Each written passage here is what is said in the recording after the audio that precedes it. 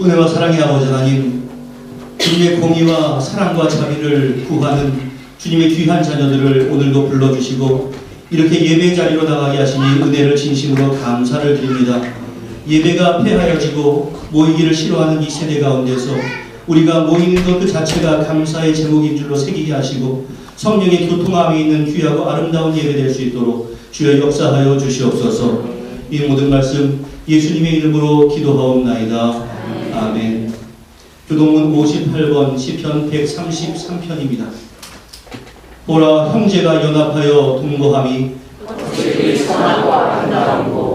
머리에 있는 보배로운 기름이 수염 곧 아론의 수염에 흘러서 그의 옷깃까지 일어났고 헐몬의 이슬이 시온의 산들에 내린 같도다. 거기서 여호와께서 복을 명하셨다니 곧 영생이로다. 아멘.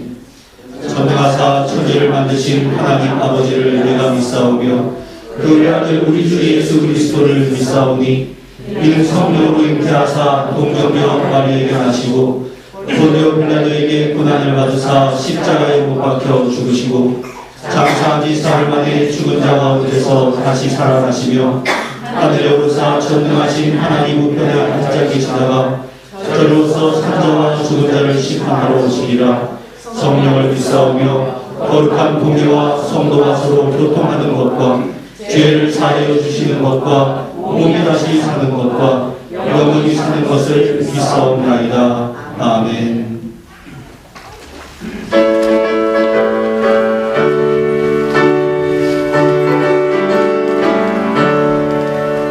주의 발자취를 따르니 어찌 즐거운 일함인가.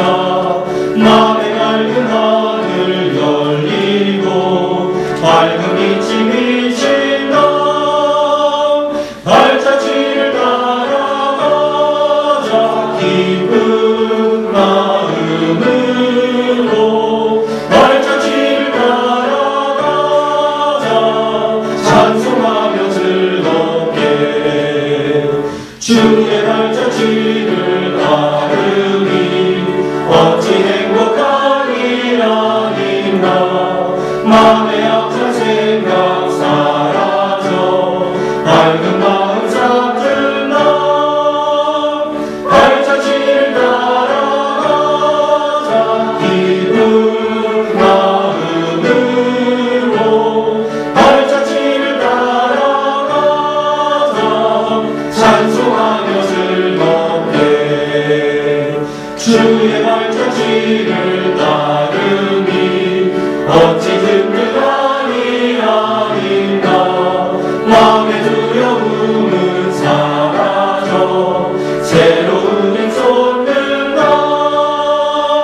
발자취를 따라가자 기쁜 마음으로.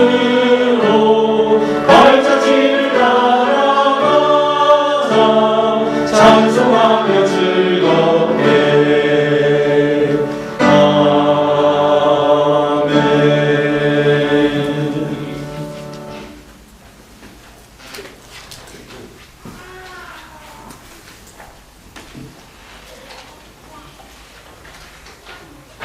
우리의 마음에 빛과 영혼의 참 생명 되시는 하나님 아버지의 은혜와 사랑을 진심으로 감사드립니다.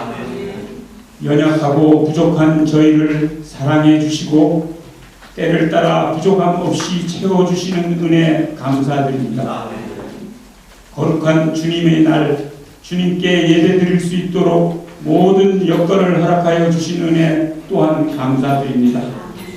오늘도 연약한 모습 그대로 주님 앞에 나왔지만 마음과 뜻과 정성을 다해 예배를 올려드릴 때 주님을 사모하며 모인 심령마다 크신 은혜로 채워주시며 주님의 따뜻한 음성을 들려주시옵소서.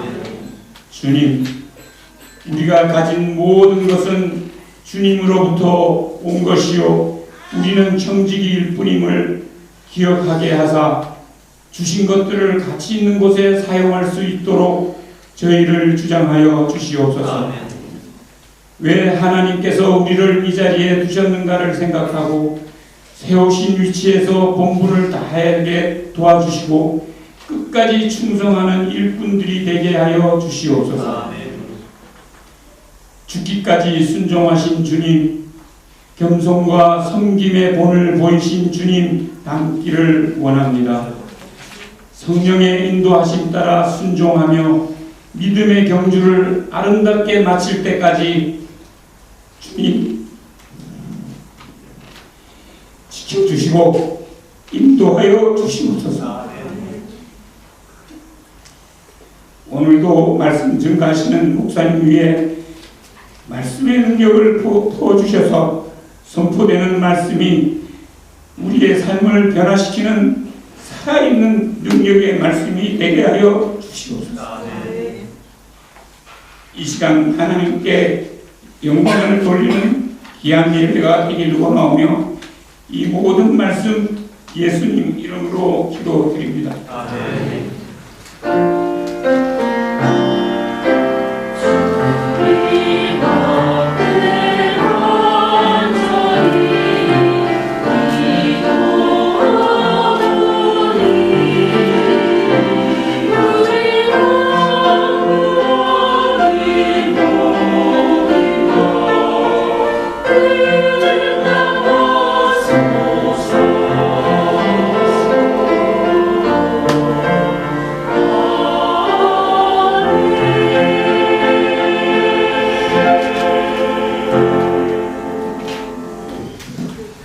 허락하신 하나님의 말씀은 신약성경 마태복음 12장 1절부터 8절까지의 말씀입니다. 마태복음 12장 1절부터 8절까지 신약성경 제18면에 있습니다. 교독하겠습니다. 그때 예수께서 안식일에 밀밭 사이로 가실새 제자들이 시장하여 이삭을 잘라 먹으니 바리새인들이 보고 예수께 말하되 보시오 당신의 제자들이 안식일에 같이 관리를 하나이다. 예수께서 이르시되 다윗이 자기와 그와 함께한 자들이 시장할 때 한 일을 읽지 못하였느냐. 그가 하나님의 전에 들어가서 제사장들의 이름을 찾아내나 그 함께한 자들이 벗어서는 안 되는 진설병을 먹지 아니하였느냐. 또 안식일에 제사장들이 성전 안에서 안식을 범하여도 죄가 없음을 너희가 율법에서 읽지 못하였느냐. 내가 너희에게 이르노니 성전보다 더 큰 이가 여기 있느니라. 나는 자비를 원하고 제사를 원하지 아니하노라 하신 뜻을 너희가 알았더면 무죄한 자를 정죄하지 아니하였으리라. 인자는 안식일의 주인이라 하시니라. 아멘.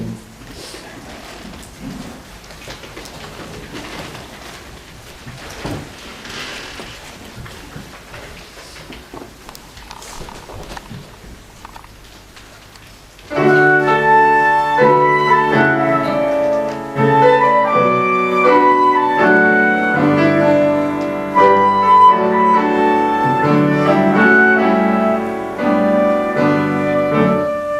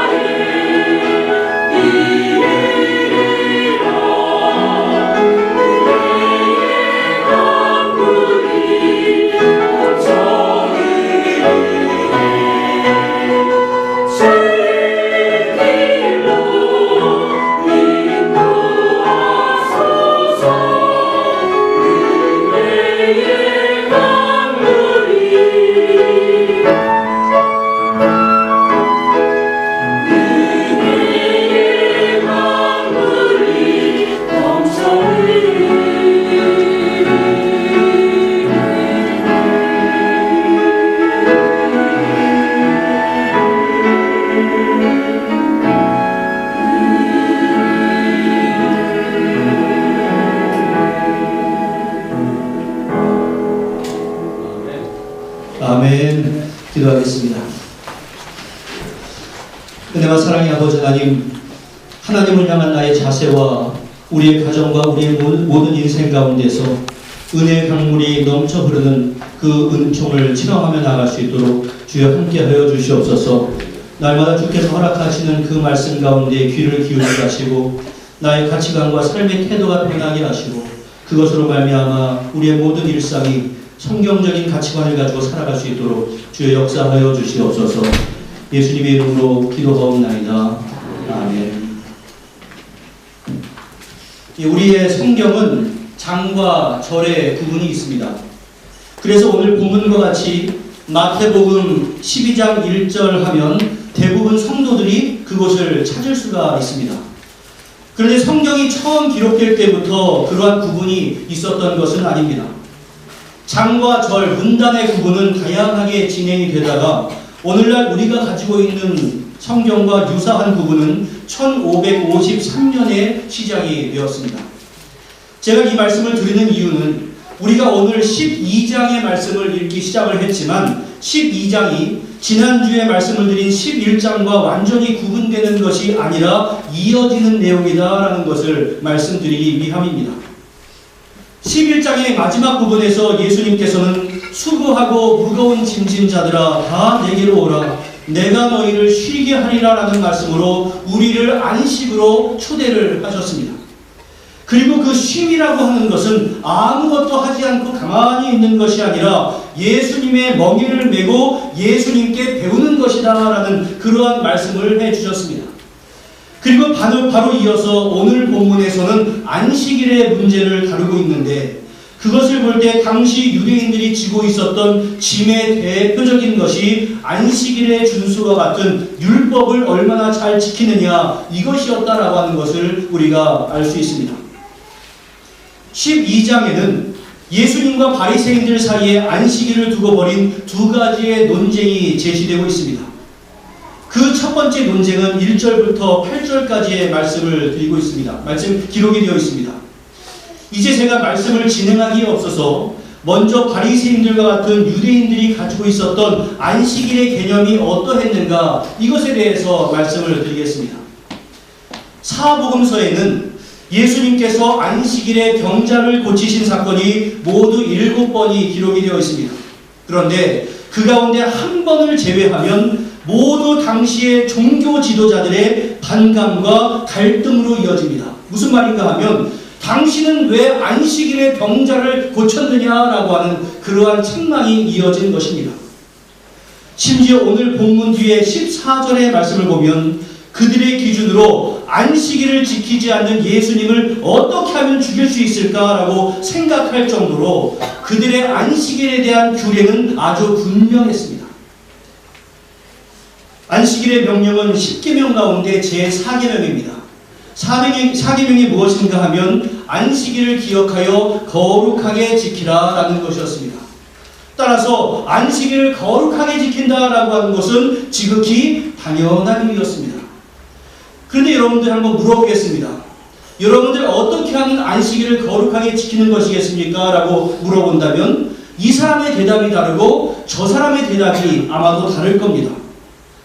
유대인들은 그날을 거룩하게 지키기 위해서 7째 날은 내 하나님 여호와의 안식일인즉 너나 내 아들이나 내 딸이나 내 남족이나 내 여종이나 내 가축이나 내 문 안에 머무는 객이라도 무엇하지 말라? 아무 일도 하지 말아라 라고 하는 이 말씀의 근거에서 우리가 안식일을 거룩하게 지키는 것은 아무 일도 하지 않는 거야 이렇게 규정을 했습니다. 그리고 우리가 안식일을 어떻게 하면 더 잘 지킬 수 있을까 이것을 나름대로 장로의 유전, 영어로 볼 때는 Tradition of Elders라고 되어 있는데 그러한 많은 규칙들을 만들어냈습니다. 그래서 이 장로의 유전들을 잘 지키면 안식일을 잘 지킨 거고 그것을 지키지 않으면 거룩히 지키지 않은 것이다 이렇게 판단을 했습니다. 그런데 그 세칙에는 이러한 것이 있습니다. 안식일에는 1.2km 이상을 이동해서는 안 된다. 그 안까지 이동하는 것은 안식일을 지킨 것이고 그것을 넘어간 것은 안식일을 지키지 않은 것이다. 또한 2개 이상의 짐을 들어서는 안 된다. 예를 들어서 1개의 짐을 지고서 가는 것은 안식일을 지킨 것이고 2개의 짐을 들고서 가는 것은 안식일을 안 지킨 것이다. 또한 예를 들어서 이러한 것을 들었다가 이렇게 합니다. 한쪽으로 잡은 것은 안식일을 지킨 것이고 던졌다가 왼손으로 잡은 것, 이런 것은 안식일을 지키지 않은 것이다. 음식을 장만하는 것이나 부부관계도 금지한다. 이러한 모든 것들은 아무 일도 하지 말아라 라고 하는 하나님의 명령을 어긴 것이다 라고 그들은 생각을 했습니다. 이러한 생각을 가지고 있는 사람들인데 그들의 기준으로 보자면 예수님과 예수님의 일행이 노골적으로 안식일을 지키지 않는 것 같아서 그 사람들은 예수를 가만히 내버려 둘 수가 없었습니다. 그래서 그들은 어떻게 하면 이의 흠을 잡을 것인가, 이것을 지켜보고 있었습니다. 그런데 드디어 예수님과 그 일행의 트집을 잡을 것이 생겼습니다. 안식일에 예수님의 일행이 밀밭 사이로 이동을 하는 중이었습니다. 예수님의 제자들이 배가 고파서 밀 이삭을 쭉 뜯어서 그 알맹이를 좀 먹었습니다. 무슨 본격적으로 팔 걷어붙이고 추수해서 먹은 것도 아니었습니다. 기껏해야 걸어가면서 한 줌 정도 먹은 것, 이것이 전부였습니다. 그런데 그것을 본 바리새인들이 예수님에게 말합니다. 보시오, 당신의 제자들이 안식일에 하지 못할 일을 하나이다. 당시의 기득권자였던 바리새인들로부터 그러한 책망을 들으니까 제자들은 아마도 깜짝 놀랐을 겁니다. 자기들이 무슨 엄청나게 큰 잘못을 한 것도 아니고 배가 고파서 무의식적으로 밀 이삭을 좀 따먹은 것뿐인데 그것을 가지고 마치 큰 죄를 저지른 것처럼 지적을 했기 때문에 그렇습니다. 바리새인들의 주장은 이렇습니다. 밀 이삭을 땄기 때문에 그것은 추수를 한 것이고 밀을 따서 그냥 껍질째 먹었겠습니까? 오늘 본문과 같은 내용을 기록한 누가복음 6장 1절에 의하면 곡식과 껍질을 구분하기 위해서 손으로 비볐다, 이렇게 기록이 되어 있습니다. 그것을 가지고 탈곡을 했다라고 여긴 것이고, 이삭을 손으로 비빈 다음에는 알곡과 껍질이 뒤섞인 채로 그냥 입으로 넣을 수 없으니 불어서 껍질을 날려버린 것을 키질을 한 것으로 본 겁니다. 그러니까 그 제자들이 했던 그 모든 행위들을 제자들이 농사의 과정을 한 것이었고, 더 나아가서 음식을 준비한 행위로 간주하는 겁니다. 그래서 보시오, 당신의 제자들이 안식일에 하지 못할 일을 하나이다 라고 했던 겁니다. 여러분들 이거 얼마나 유치한 거 아니겠습니까? 이에 대해서 예수님께서는 2가지의 예를 들면서 그들의 비난에 대해서 반박을 하셨는데, 그 첫 번째는 3절과 4절의 말씀에 나와 있습니다. 우리 3절과 4절 말씀을 같이 읽겠습니다. 시작. 예수께서 이르시되 다윗이 자기와 그와 함께한 자들이 시작할 때 한 일을 읽지 못하였느냐. 그가 하나님의 전에 들어가서 제사장 외에는 자기나 그 함께한 자들이 먹어서는 안 되는 진설병을 먹지 아니하였느냐. 일단 예수님은 자신의 말씀의 권위와 그 바리새인들의 말의 권위가 누가 더 있는가, 이것을 비교합니다. 예수님의 말씀의 권위는 모든 유대인들이 그토록 존경했던 다윗, 그리고 다윗에 대해서 기록했던 구약 성경 말씀에 근거한 것이고, 바리새인들의 주장은 사람들의 만들어 놓은 규칙에 의해 근거하는 것인데 어느 것이 더 권위가 있느냐, 이것으로 시작합니다. 그것이 너희들은 읽지 못하였느냐라고 하는 질문에 내포되어 있는 내용입니다. 성경에 기록되어 있는 것과 인간들이 만들어낸 규칙이 있는데 어떤 것이 더 권위가 있느냐, 이러한 질문이었습니다. 이처럼 예수님께서는 자신의 말씀에 더 권위가 있다는 것을 드러내신 이후에 다윗의 예를 들고 계십니다. 구약 성경의 배경을 알지 못하는 사람들은 이 상황에서 도대체 왜 예수님께서 다윗의 이야기를 꺼내실까 알 수가 없습니다. 그러나 당시에 구약에 정통했던 바리새인들은 예수님께서 말씀하신 그 내용이 무엇인가를 단번에 알 수 있었습니다. 예수님께서 언급하신 사건은 구약성경 사무엘상 21장에 기록된 사건이었습니다. 이스라엘의 제초대왕은 누구였습니까? 사울왕이었습니다. 그러나 하나님께서는 그의 불순종으로 말미암아 그를 버리시고 다윗을 새로운 왕으로 세우기로 작정하셨습니다. 그 후에 다윗이 골리앗에게 승리한 사건으로 말미암아서 다윗은 모든 백성들의 칭송을 듣게 되었습니다. 자신의 위치에 위기감을 느끼고 다윗을 시기했던 사울은 다윗을 죽이기 위해서 전력을 다했고 다윗은 살해 위협을 피해서 여기저기 도망을 다니는 처지가 될 수밖에 없었습니다. 이처럼 왕에게 쫓기는 처지에 얼마나 배가 고팠겠습니까? 그래서 굶주림 가운데 다윗과 다윗의 일행은 노비라고 하는 곳에 아히멜렉이라고 하는 제사장을 찾아가게 되었습니다. 그때 다윗을 맞이한 제사장 아히멜렉은 왕으로 기름 부음을 받은 다윗에게 양식을 제공하기를 거절할 수가 없어서 다윗에게 진설병을 내어주었던 적이 있습니다. 저기에 나오는 진설병입니다. 진설병이 무엇인가 하면 성막 안에서 하나님께 바쳐드리는 그러한 떡을 말합니다. 거기에는 누룩이 들어있지 않는 그러한 거룩한 떡이었습니다.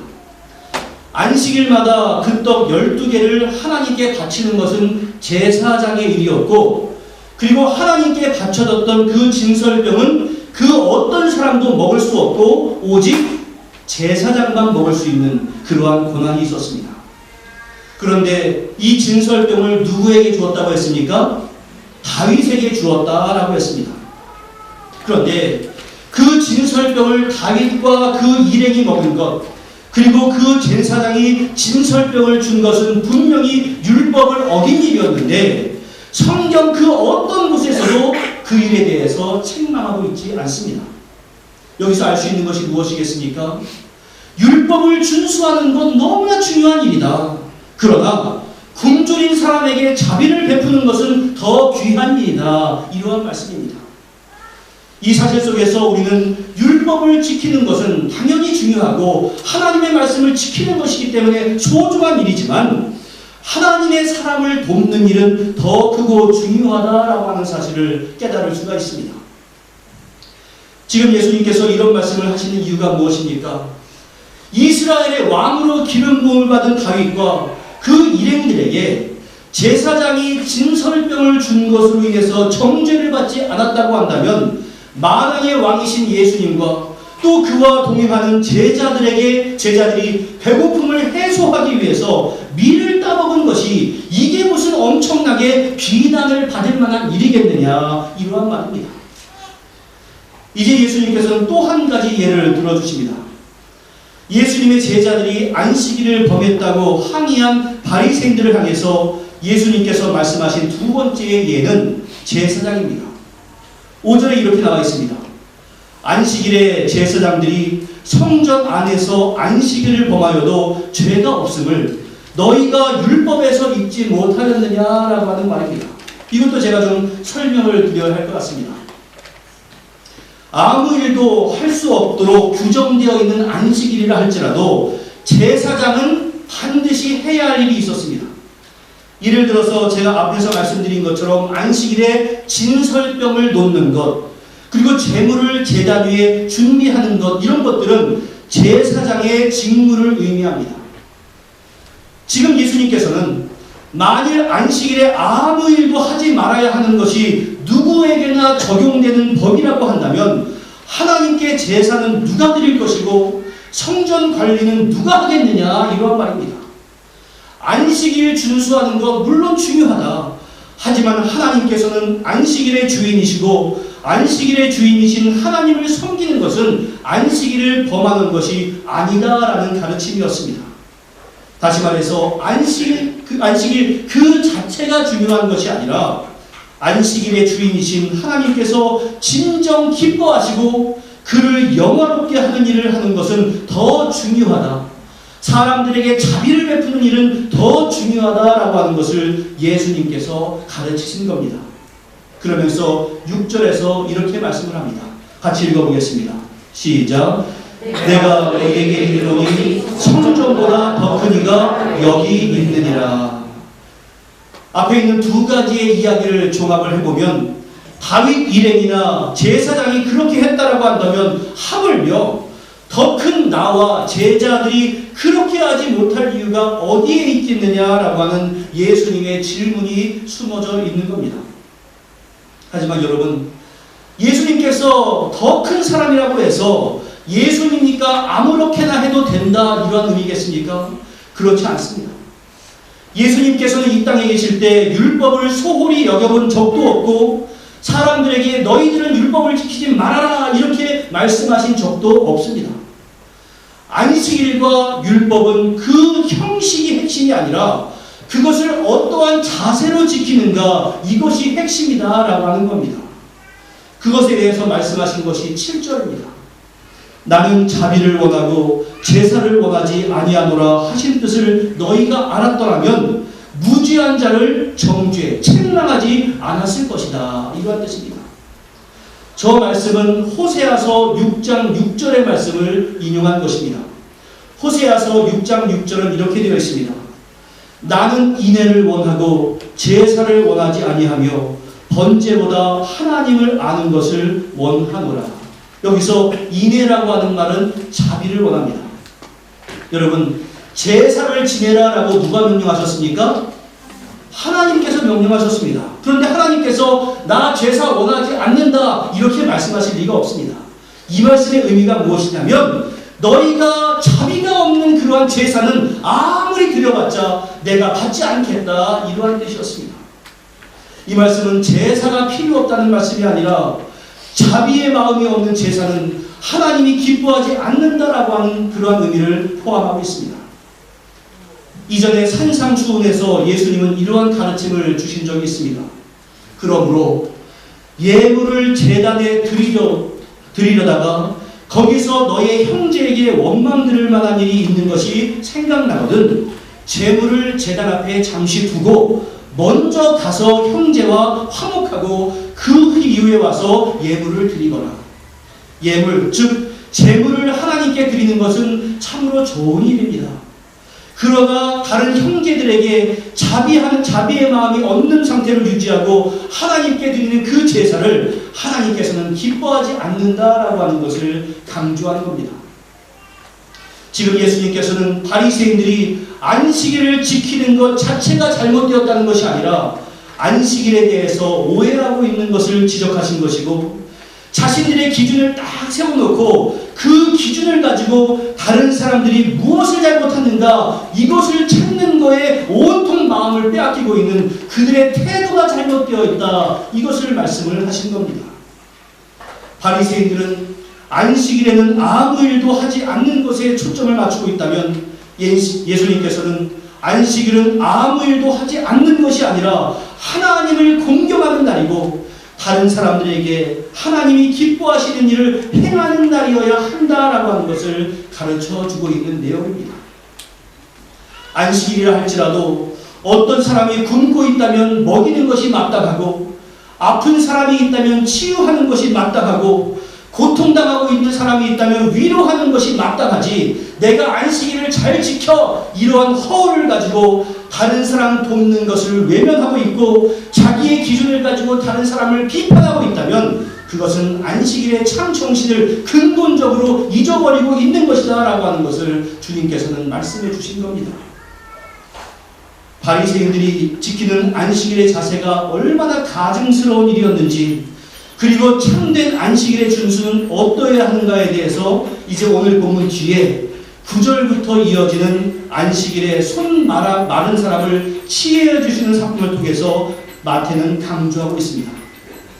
그 뒤에 것까지 말씀을 드려야 오늘 말씀과 종합적으로 이해가 될 수 있는데 오늘은 재직회도 있고 또 말씀이 너무 길어지기 때문에 여기까지 말씀드리고 다음 주일에 이어서 말씀을 드리겠습니다. 아주 재미있는 드라마가 있어도 다음에 뭐가 될까 이렇게 사람들이 기대하는데 다음 주에 여러분들이 얼마나 기대하실지 알 수는 없겠지만 하여튼 오늘 말씀은 다음 주 거와 결합을 해서 들으셔야 온전하게 완성이 되는 내용입니다. 여러분들 예수님께서 안식일에 대해서 논쟁하신 핵심이 무엇입니까? 너희들 껍데기에만 주목하지 말고 핵심에 주목하여라 이 말씀입니다.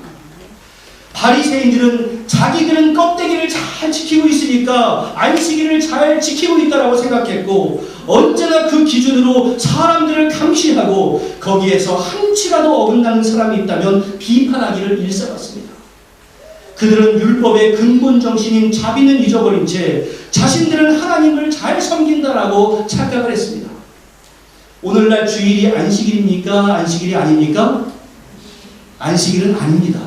그러나 그 근본 정신에 대해서는 계승해야 할 것이 많이 있습니다. 우리 교단에는 이렇게 헌법이 있습니다. 그리고 이 헌법 안에는 예배 모범이라고 하는 것이 포함이 되어 있습니다.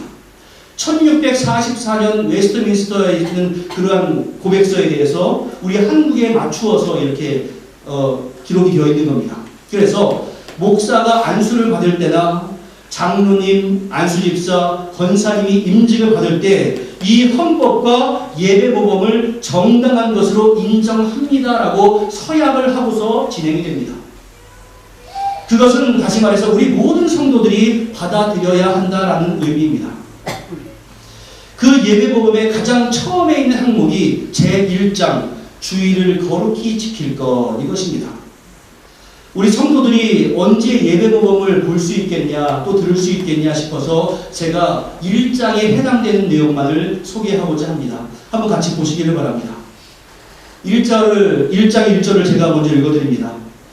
주일을 성수하는 것은 사람의 당연한 의무이니 미리 육신의 모든 사업을 정돈하고 속히 준비하여 성경에 가르친 대로 그날을 거룩히 지킴에 구애가 없게 하라. 두 번째 여러분들 한번 읽어보십시오. 시작. 종일토록 거룩히 지킬지니 공동회집으로나 개인적으로 선행하는 일에 쓰니 모르며 종일토록 거룩히 안식하고 위급한 일 밖에 모든 사무와 육신적 쾌락의 일을 해할지니 세상 염려와 속된 말도 그만이 옳다. 세 번째 제가 읽습니다. 이날에는 가족이나 권속으로 공동 예배하는 일과 주일을 거룩히 함에 지장이 되지 않도록 함이 옳다. 네 번째 여러분들 읽으십시오. 시작. 주일 아침에는 개인으로나 혹 권속으로 자기와 다른 사람을 위하여 기도하되 특히 저희 목사가 그 봉직하는 가운데서 복받기를 위하여 기도하고 성경을 연구하며 묵상함으로 공동예배에 하나님과 교통하는 것을 준비하라. 다섯 번째, 개회 때부터 일심단합함으로 예배 전부에 참여하기 위하여 정한 시간에 일제히 회집함이 옳고 마지막 축복 기도할 때까지 특별한 연구 없이는 출입함이 옳지 않다. 여섯 번째 같이 읽습니다. 시작.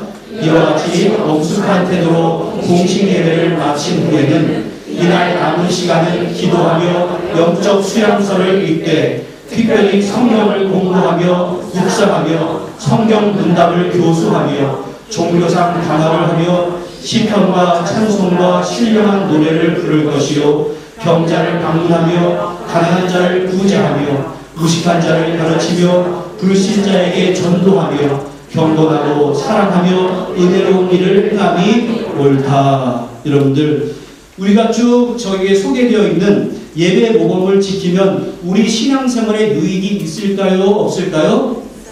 정말로 유익이 있습니다. 예배 모범을 지키기 위해서 우리가 애를 써야 합니다. 하지만 여러분 생각해 보십시오. 저 예배 모범이 성경입니까? 그렇지는 않습니다. 이렇게 행하는 것이 성도들에게 유익이 있다라고 정의해서 교회가 그것을 받아들인 겁니다. 따라서 그 예배 모범을 전심으로 지키기 위해서 애를 써야 하고 이것을 나만 지키는 것이 아니라 자녀들에게 가르쳐야 하지만 그것 지킨다고 해서 성경이 우리에게 제시하고 있는 자비와 사랑을 잊어버려서는 안 됩니다. 그런데 한국교회는 오래된 전통 가운데서 주일 성수하면 떠오르는 것이 무엇인가 하면 자비, 사랑 그것을 다 잊어버리고 주일에 일하지 않고 가게에 문 닫고 주일에 돈 쓰지 않는 것 이것으로 상징화를 해놨습니다. 물론 그렇게 하는 것이 참으로 좋습니다. 그 예에 대해서는 제가 다음 주에 좀 설명을 드리겠습니다. 그것이 왜 좋은가 하면 우리가 다른 것에 신경 쓰지 아니하고 하나님을 예배하고 섬기는데 집중을 할 수 있기 때문에 그렇습니다. 그러나 내가 그런 것을 행한다고 해서 자비와 사랑이라고 하는 그 핵심 정신은 잊어서는 안 됩니다. 주일에 돈을 쓰면 좋지 않겠다라고 하는 것은 다른 것들을 내가 미리 다 준비해서 주일에는 주님에게만 집중하라는 의미이고, 일하지 말라라고 하는 것은 그날 정도는 하나님을 예배하고 연약한 이를 돌보는데 힘쓰자라고 하는 것이고, 육신적인 쾌락을 폐하라라고 하는 것은 뒤에 놀러갈 일, 내가 해결해야 할 일, 이러한 것 생각하면서 하나님께 예배드리는 것, 집중하지 못하는 것, 줄여라, 이러한 의미 아니겠습니까? 그런데 많은 사람들이 그 행위 자체에만 집중을 해서 나는 이거 잘 지켜 생각하면서 다른 사람을 비판한다면 그것은 주일 성수 개념을 오해하고 있는 것이고, 오늘 성경에 나와 있는 것처럼 예수님을 비난했던 바리새인과 똑같은 삶의 모습으로 살아가는 겁니다. 우리는 교회에서 외부 행사를 갖다가 시간이 늦어지면 음식을 사 먹을 수 있습니다. 다른 사람 위로하기 위해서 주일에 슈퍼마켓 들려서 물건을 살 수도 있습니다. 그리고 그를 돌보기 위해서 음식을 함께 사 먹을 수 있습니다. 가정의 화목과 성도의 교제를 위해서 음식을 나누며 좋은 시간을 보낼 수 있습니다. 그런데 핵심이 무엇입니까? 그렇지만 그런 것이 핵심이 되지 말아라, 이러한 말입니다. 그날을 내가 진정으로 하나님을 섬기고 다른 사람에 대한 자비를 핵심으로 두는지, 아니면 형식을 붙잡고 있는 것, 여기에 몰두하고 있는지 자기를 살펴보아라, 이러한 말입니다. 오늘 본문의 바리새인들을 보십시오. 안식일을 지키는 것은 정말로 좋은 일이었습니다. 그러나 그들은 안식일에 하나님이 기뻐하시는 자비와 사랑을 잊어버린 채 그 안식일이라고 하는 거룩한 도구를 가지고 다른 사람을 판단하는 데 사용을 했습니다. 그것은 겉으로는 안식일을 잘 지키는 것 같지만 사실 안식일을 가장 모독하는 행위였습니다. 우리가 성경 말씀 지키고 주일을 성수하기 위해서 노력하는 것은 참으로 좋은 일입니다. 그러나 그 가운데 자비가 사라지고 다른 사람에 대해서 판단하는데, 비판하는데 주일 성수와 말씀이 사용된다면 그것은 하나님의 말씀과 주일 성수를 가장 모독하는 행위가 되고 말 것입니다. 다시 말씀드리지만 여러분들, 형식을 무시하자라는 말씀이 아닙니다. 솔직히 말해서 형식도 제대로 지키지 못하는 사람이 대부분의 상황 가운데서 여러분들 중심 지킵시다 이렇게 말하는 것이 무의미하게 느껴지는 것 같아서 안타깝다. 이것이 저의 솔직한 심정이기는 합니다. 그러므로 우리는 형식을 지키기 위해서 애를 써야 합니다. 예배 모범의 유익을 알고 그를 따르는 건 참으로 중요한 일입니다. 그러나 그런 것이 나에게 종교적인 짐이 되고 다른 사람에게 종교적인 짐을 지어주면서 구원의 감격을 잃어버리게 만들어서는 아니 되고, 더 나아가 다른 사람을 판단하는 데 사용해서는 안 되는 겁니다. 주님이 원하시는 것은 자비라고 하는 그 중심이지 안식일 준수라고 하는 형식이 아니었습니다. 그 정신을 배워서 여러분들 주일에 하나님을 예배하는 데 최선을 다할 수 있기를 바랍니다. 예배 모범에 나오는 것처럼 미리 준비하면서 좀 예배를 하고 예배를 마치고 나면 거룩한 삶으로 좀 이어지면 좋겠습니다. 그리고 이 날이 사랑과 자비를 나누는 데 헌신하는 인생이 좀 되었으면 좋겠습니다. 오늘 주님께서 주신 말씀의 의미를 깊이 묵상하고 여러분들 신앙생활 한다고 하는 것이 절대로 짐이 되는 것이 아니라 안식일의 주인 되신 그 주님께서 수고하고 무거운 짐진 자들아 다 나에게로 와라, 내가 너를 쉬게 하겠다라고 말씀하시고, 이어서 안식일의 주인 되신 주님의 사랑과 자비의 멍에를 그 주님과 함께 맺는 은총을 누리는 우리 모두가 다 될 수 있기를 주님의 이름으로 간절히 축원합니다. 기도하겠습니다. 은혜와 사랑의 아버지 하나님, 내가 오늘날의 바리새인으로 살아가고 있지 않은가 돌아보게 됩니다. 다른 사람을 판단하기에는 민첩하면서 나 자신을 돌아볼 때는 얼마나 합리화하고 있는 나를 생각합니다. 주여 용서하여 주시고 언제나 주 앞에 겸손하게 하시고 다른 사람에 대해서는 이해하게 하시고 다른 사람에 대해서는 축복을 베풀고 선행을 베풀고 사랑해주는 그러한 사람 될 수 있도록 은혜 가운데 역사하여 주시옵소서. 그리하여서 예수님의 가르침보다 바리새인의 가르침을 따라가는 자 되지 않고 참으로 주님의 은총 때문에 나의 짐이 가벼워지는 그러한 인생 될 수 있도록 주여 함께하여 주시옵소서. 이 모든 말씀 예수님의 이름으로 기도하옵나이다. 아멘.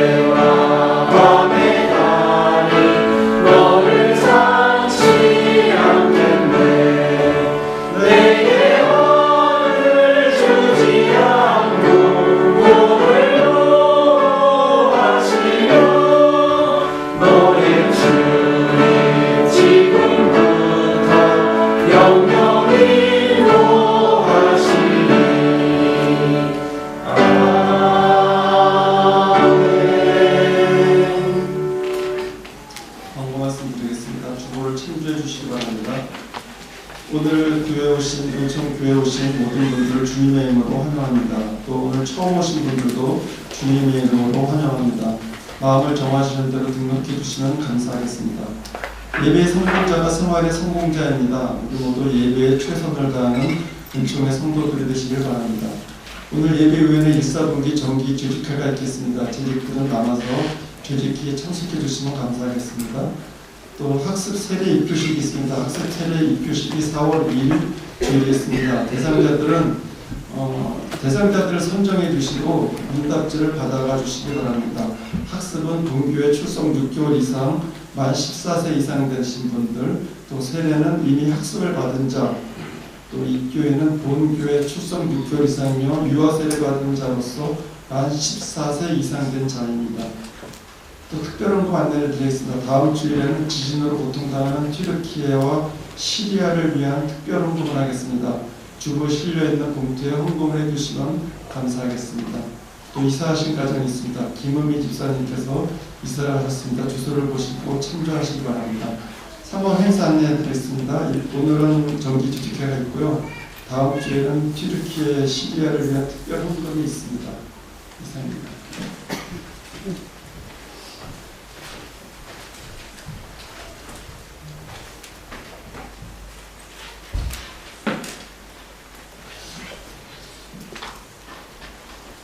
학습 세례 입교에 대해서 말씀을 드릴 텐데 이번에는 세례자는 없을 것 같고요.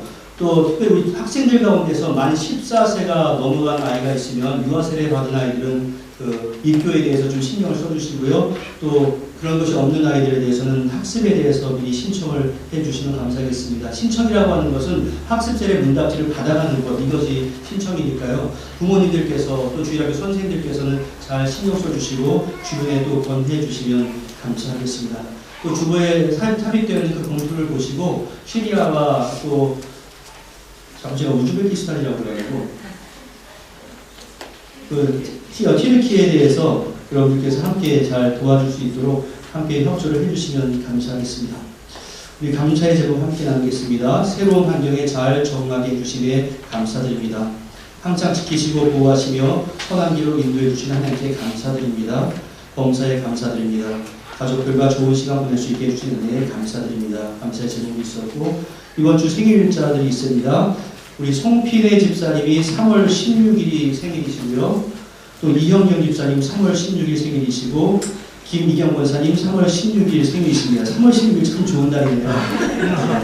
그리고 우리 김판준 목사님이 3월 18일 생신이십니다. 다 같이 우리 박수로 축하를 해드리도록 하겠습니다.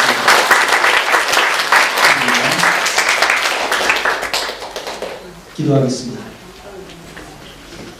사랑의 아버지 하나님, 하나님은 총 가운데 우리를 이 자리로 불러주시고 함께 예배하게 하시니 은혜를 진심으로 감사를 드립니다. 예배 가운데 좌정하시는 하나님께 우리의 몸도 드리고 마음도 드리고 또 물질도 바쳐드립니다. 이 물질 사용되는 곳마다 하나님의 영광 드러날 수 있도록 도와주시고 특히 오늘 선교 활동을 많이 하는 날인데 이 선교 활동을 통해서 전 세계 각지에 하나님의 복음이 잘 전달될 수 있도록 은혜 가운데 함께하여 주시옵소서. 이 모든 말씀 예수님의 이름으로 기도하옵나이다. 아멘.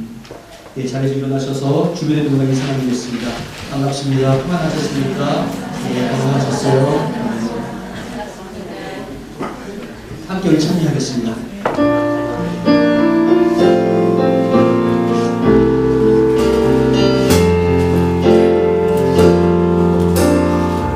하루하루 삶이 너무도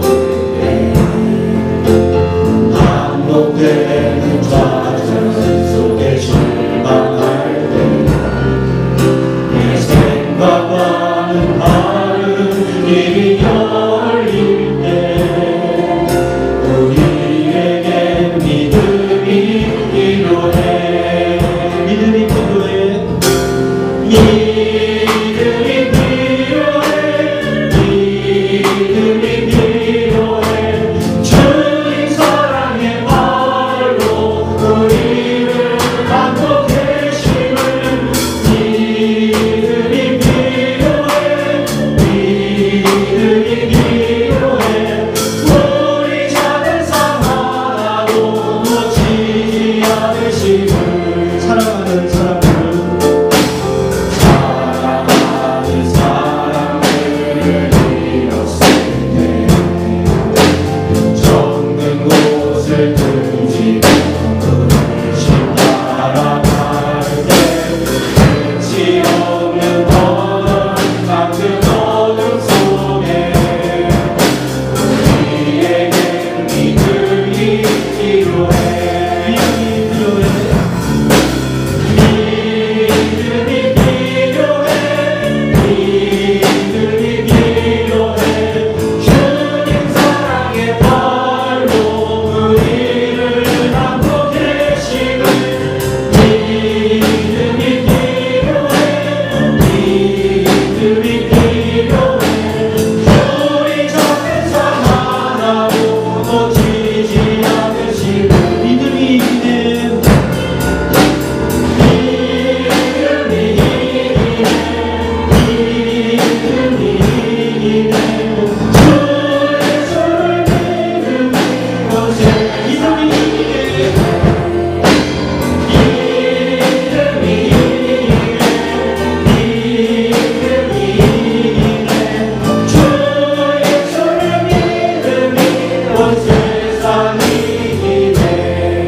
할렐루야. 주님께 영광의 박수를 올려드리고 어떤 분들에게 감사의 박수로 인정하겠습니다.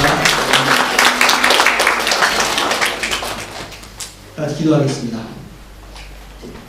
은혜와 사랑의 아버지 하나님, 날마다 나를 격려해 주시고 또 위로해 주시는, 또 응원해 주시는 하나님의 말씀에 힘입어서 오늘도 우리가 세상으로 나아갑니다. 세상에서 날마다 굴복하고 쓰러지고 좌절하는 그러한 인생이 아니라 믿음으로 말미암아 승리하는 인생 될 수 있도록 주여 함께하여 주시옵소서.